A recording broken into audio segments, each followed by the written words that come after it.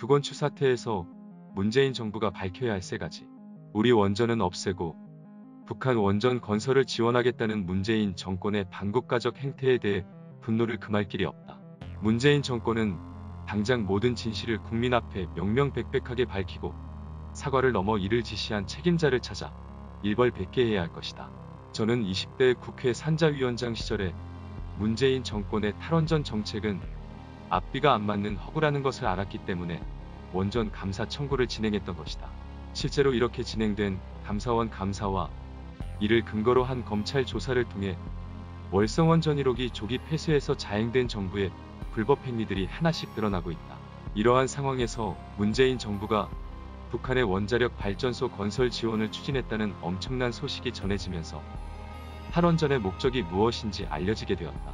이제 문재인 정권은 다음과 같은 사실을 국민 앞에 말해야 한다. 첫째, 문재인 정권은 지금까지 원전은 친환경적이지 않고 위험한 발전 방식이라고 누차 이야기해왔다. 이렇게 위험한 원전을 북한에 지어주려고 한 이유는 무엇인가? 우리 원전은 위험하고 북한 원전은 안전하다는 것은 전혀 앞뒤가 안 맞는다. 한국은 탈원전, 북한은 친원전인가? 둘째, 과거 중국, 러시아, 일본, 미국과 함께 원전 건설을 지원하기로 한 적이 있다. 하지만 그 전제에는 한반도 비핵화가 있다. 지금의 북한은 핵보유국이다. 김정은 정권에서만 6차례 핵실험을 해왔다. 이런데도 문재인 정권은 북한 정권의 핵폐기에 대한 이런 방구도 없이 원전 건설을 지원한다는 것이 말이 되는가? 셋째, 원전 건설에는 막대한 예산이 들어간다. 특히 북한과 같이 인프라가 없는 곳은 더 그렇다. 이러한 대규모 사업에 쓰이는 돈은 모두 국민의 세금이다. 이러한 천문학적인 국민의 세금을 몰래 북한에 퍼주는 것을 묵인해도 되는 정부인가? 문재인 정부는 이러한 계획을 어떻게 했는지 말해야 한다.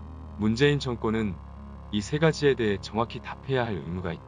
그리고 이 사건을 지시하고 방조한 자들을 반드시 처벌해야 할 것이다. 그렇지 않으면 문재인 대통령과 정권의 관련자들은 앞으로 이번 사태와 관련하여 언젠가는 법의 심판을 받게 될 것이다.